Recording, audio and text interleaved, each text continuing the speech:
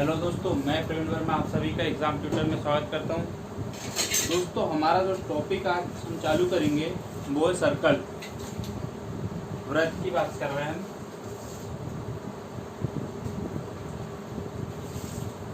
तो दोस्तों, वृत्त की कुछ प्रॉपर्टियां पढ़ेंगे।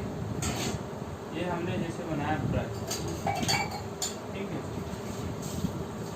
वृत्त बना, उसका एक केंद्र है, ये एक केंद्र बिंदु है। अब मैंने बोला, हम कहते हैं कि जो वृत्त है, वृत्त को एक पूरा जो घेर रहा है चक्र, उसे हम बोलेंगे उसकी परिधि।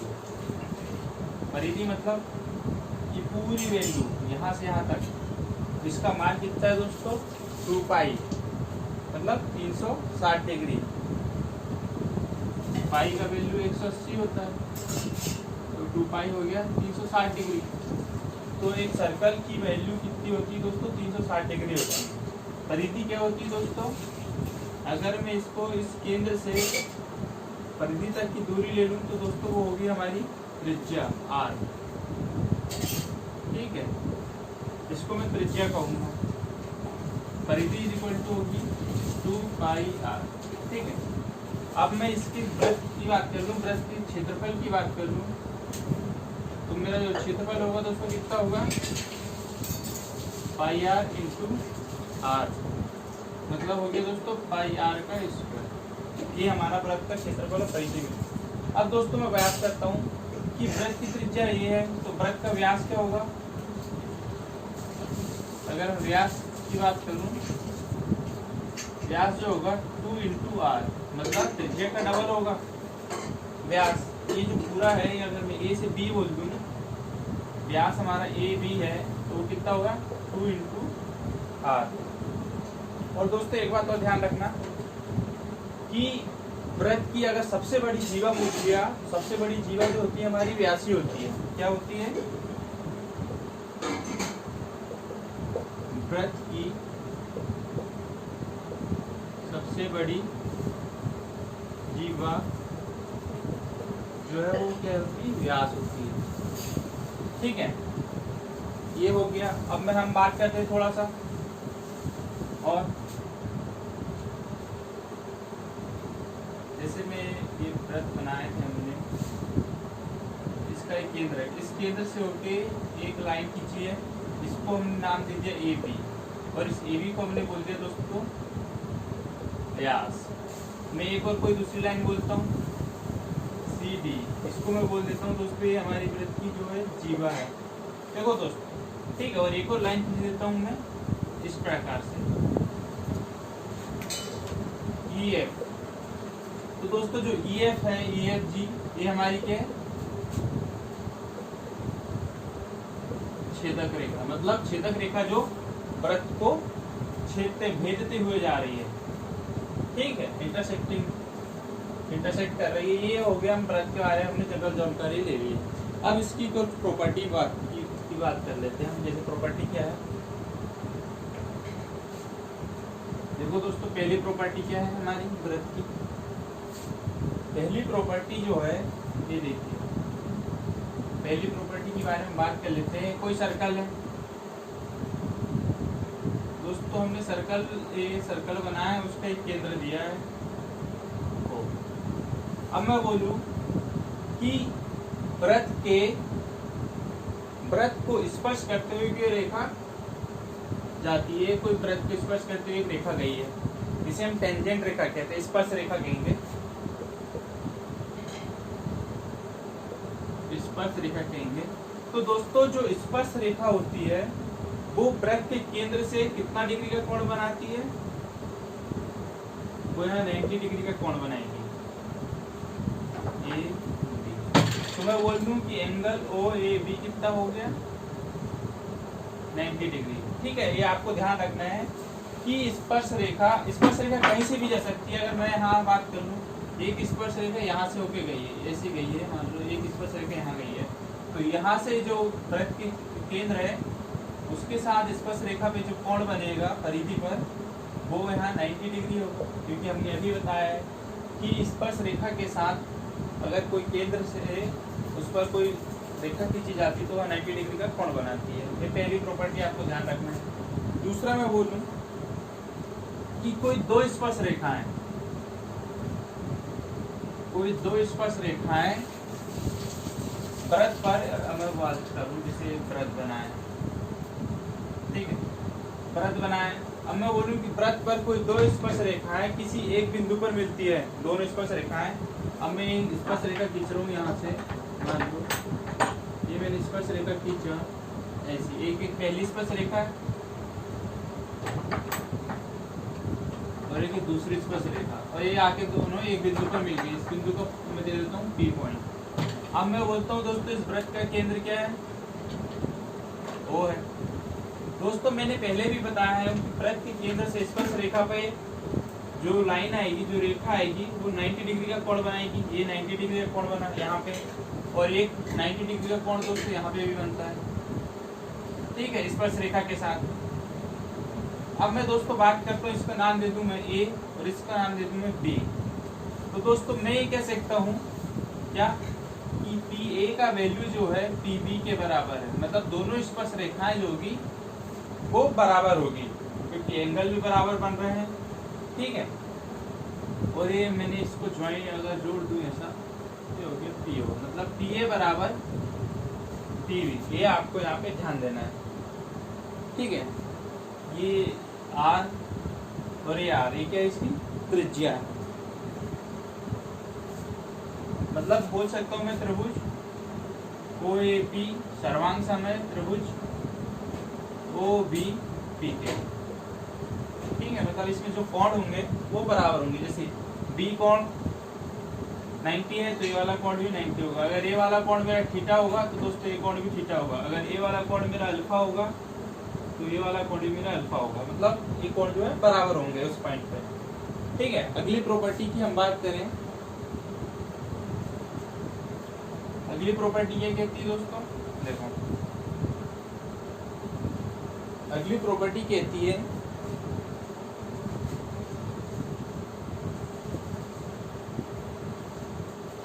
देखो क्या बोला गया, एक वृत्त है, मैं तो पहले उसको लिख देता हूँ। प्रॉपर्टी क्या है, जीवा के मध्य बिंदु को केंद्र से मिलाने पर जीवा के मध्य बिंदु को केंद्र से मिलाने पर वह जीवा पर लंब होता है तथा जीवा को दो बराबर भागों में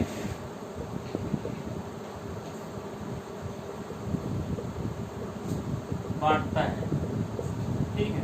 अब मैं देखो इधर एक वृत्त बनाता हूँ, ये मेरा वृत्त बना, ठीक है। अब मैं बोलता हूँ इसका केंद्र, इसके केंद्र की बात करूं, और एक यहाँ जीवा मैंने खींच दिया ए बी जो है वृत्त की जीवा है। इस केंद्र से मैं जीवा पे एक लंब डालता हूँ,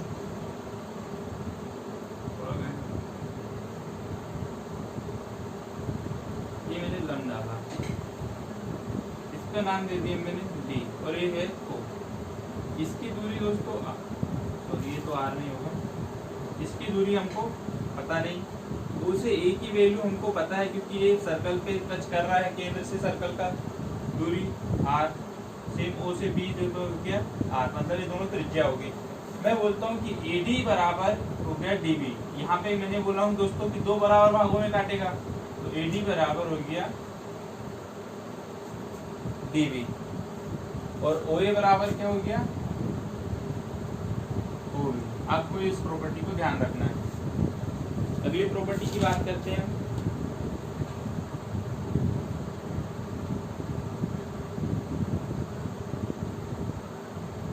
अगर क्या बोला गया है कि दो जीवाएं बराबर और विपरीत हो तो क्या होगा, ये तो एक जीवा थी, अगर दो जीवा हैं दोनों की लंबाई बराबर है और दोनों एक दूसरे की विपरीत है, विपरीत मतलब केंद्र के एक उस तरफ है, एक ऊपर साइड है और एक नीचे साइड है। हम देख लेते हैं अगली प्रॉपर्टी। बोला गया है?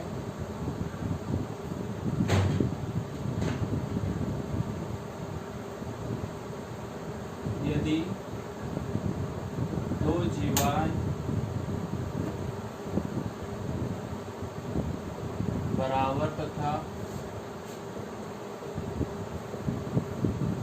विपरीत हो तो, देखो विपरीत हो तो क्या हुआ, मैंने एक वृत्त बनाया, ठीक है, इस टाइप का वृत्त बनेगा, ऐसा कुछ वृत्त बनेगा, उसका मैंने एक केंद्र लिया, एक जीवा मैंने यहाँ डाल दी और एक ही जीवा मैंने यहाँ डाल दी, ठीक है। अब मैं बोल रहा हूँ कि जीवा, अब मैं बोलता हूँ जीवा ए बी और जीवा सी डी। तो मैंने बोला था कि दो जीवाएं बराबर और विपरीत है, एक केंद्र दिख रहा है वो एक इस तरफ है केंद्र की और एक इस तरफ है, ये तो दिख गया। तो मैं बोल रहा हूँ कि दोनों जीवाएं बराबर, ए बी बराबर है सी डी, मतलब जो ए बी का जो चाप होगा, ए बी का जो चाप होगा, मतलब ये वाला चाप जो होगा बराबर होगा इस वाले चाप के, बराबर है चाप सी डी, ये हमारा पॉइंट है। इस केस में हम देखते हैं, इससे हमने इस पे लंब डाला जीवा पे और इस पे भी हमने लंब डाला, ठीक है। हमने लंब दिया तो इसको यहाँ नाम दे दिया ई और इसको दे दिया एफ। अब मैं बोल रहा हूँ ओ से मैंने डी को मिलाया, ओ से मैंने सी को मिलाया, इसी प्रकार ओ से मैंने ए को मिलाया, ओ से मैंने बी को मिलाया। तो इस केस में देखो दोस्तों, जब दो जीवाएं बराबर होगी तो इस केस में क्या होगा, तो यहाँ से यहाँ तक की दूरी, मतलब ओ एफ, ठीक है, यहाँ से यहाँ तक की दूरी और यहाँ से यहाँ तक की दूरी x1 और x2, मतलब कह सकता हूँ दोस्तों मैं ओ एफ बराबर ओ ई या x1 बराबर x2, इस केस में ऐसा होगा, ठीक है। और इसकी जो त्रिज्या होगी आर आर आर आर, मतलब ये त्रिज्या भी एक दूसरे के बराबर होगी, कह सकता हूँ इसको ओ सी बराबर ओ डी बराबर ओ ए बराबर ओ बी बराबर आर। इस केस में आपको ध्यान रखना है, ठीक है। अगर दो जीवाएं बराबर और विपरीत हो तो ओ एफ से ओ ई का वैल्यू इक्वल होगा।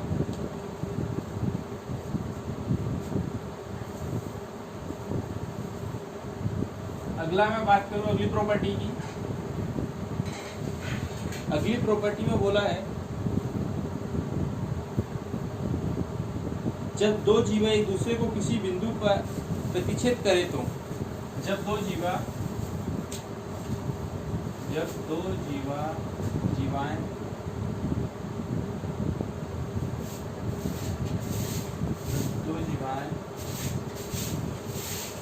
एक दूसरे को किसी बिंदु पर प्रतिच्छेद करे तो, अब देखो क्या होगा, जब दो जीवाएं एक दूसरे किसी बिंदु पर प्रतिच्छेद करे तो क्या होगा, ये वृत्त बनाए और मैंने दो जीवा खींच दी, एक इस प्रकार से, एक दूसरे को प्रतिच्छेद करनी चाहिए और एक इस प्रकार, ठीक है। प्रत्येक बिंदु का नाम दे दिया मैंने ओ, सॉरी पी दे दिया, यहाँ पे मैंने इसका नाम सी दे दिया, इसको दे दिया ए, इसको दे दिया बी, इसको सी और इसको डी। तो देखो दोस्तों, जिस जीवा के तहत लेंगे दोनों जीवा एक दूसरे के हमको बराबर में लेके चलना, पहले हम लेते हैं जीवा ए बी पे और दूसरा लेंगे जीवा सी डी पे। तो पहले जीवा ए बी की बात कर लूँ तो दोस्तों यहाँ पे होगा A P into T B. अब बराबर करना है दूसरी जीवा को तो C P into P D, ये दोस्तों हमारा इसका कॉन्सेप्ट है। जब दो जीवाएं एक दूसरे को किसी बिंदु पी पर काटेगी तो हमारी इक्वेशन ये बनेगी A P into P B, C P into P D, ठीक है। आपको ये दिखना चाहिए C P into P D, ये हमारी प्रॉपर्टी हो गई। अब मैं अगली प्रॉपर्टी की बात करूं, अगली प्रॉपर्टी में क्या बोला है,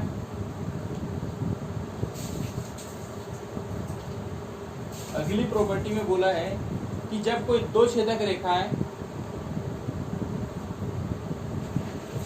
जब मिलती ही जब किसी दो छेदक रेखाएं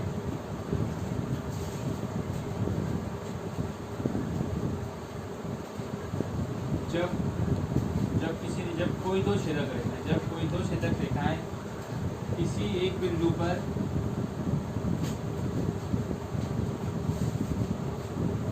मिलती हैं तो देखो ये हमने बना लिए वृत्त। अब इसमें दो छेदक रेखाएं मिल रहे हैं और दोनों दोस्तों को क्या बोला, एक बिंदु पर मिलेगी। मतलब मैं अगर छेदक रेखाओं को ऐसे ले जाऊं सीधा फिर तो कहीं नहीं मिलेगी, तो हम क्या करेंगे, इसको घुमा देंगे।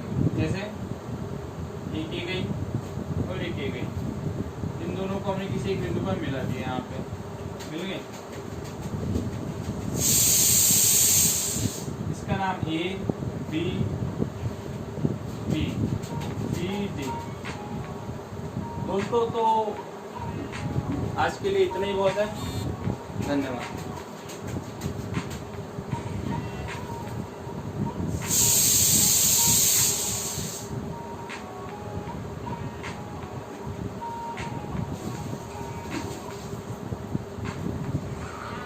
आपको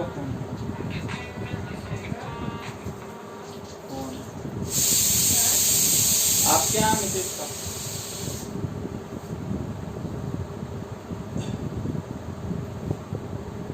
तो दोस्तों हमने इतना तो पढ़ लिए थे, इसका थोड़ा सा देख लेते हैं और क्या है। तो हमने इसको आगे बढ़ाया तो क्या हो गया, ए से P, A P into P B बराबर C P into D P. बस दोस्तों ये कॉन्सेप्ट आपको ध्यान रखना है। ए से पहले सी पे जाओ, फिर इंटू डी से पहले सी पे जाओ, फिर सी से पी पे जाओ और डी से सी पे जाओ। तो दोस्तों यही हमारा कॉन्सेप्ट है। दोस्तों आप इसको ध्यान रखना है और कल हम इससे वैसे कुछ क्वेश्चन भी करेंगे और कुछ प्रॉपर्टियाँ भी सॉल्व करेंगे। धन्यवाद दोस्तों।